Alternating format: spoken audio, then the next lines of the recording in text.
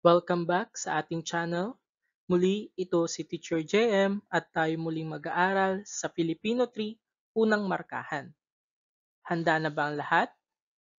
Tara, simulan na natin. Tara, halina't tayo muling matuto ng ating aralin.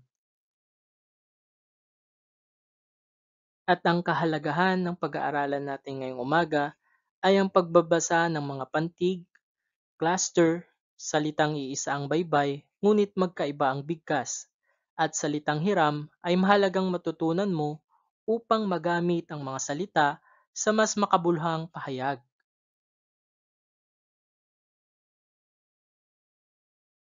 At ang susunod naman ng ating pag-aaralan ay ang salitang hiram. Handa na ba kayo? Tara, alamin na natin.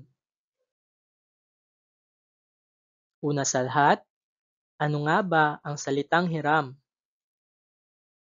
Ang salitang hiram ay mga salitang Ingles na walang katumbas na salita sa salitang Filipino. Maaaring ito ay binabaybay hango sa pagkakabasa nito.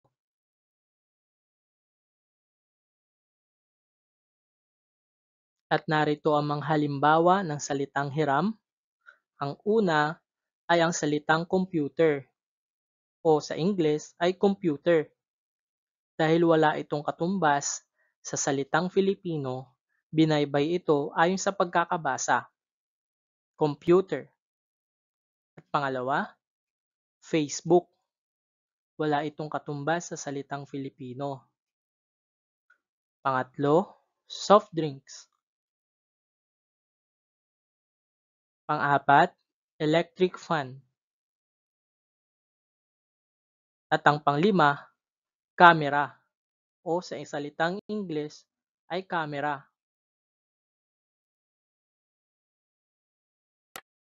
At ngayon, kayo naman, basahin ang mga salita at tukuyin kung alin sa mga ito ang salitang hiram. Lagyan ng check kung ang salita ay salitang hiram at X naman kung hindi.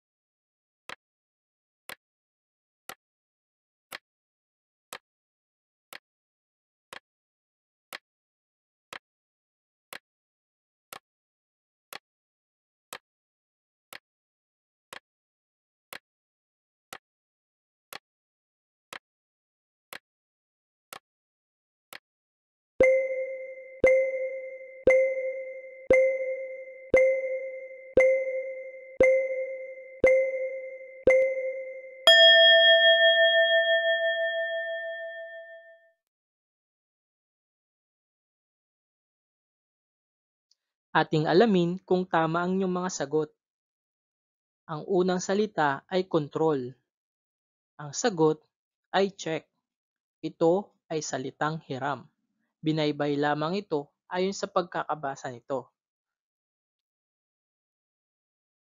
Pangalawang salita ay kulisap. Ito ay hindi salitang hiram kaya ang sagot ay X. Cake. Ito ay salitang hiram. Kape.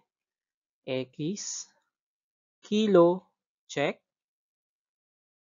Next ay pinggan ay X, porcelana, check, juice, check, tubig, X, and zigzag ay check.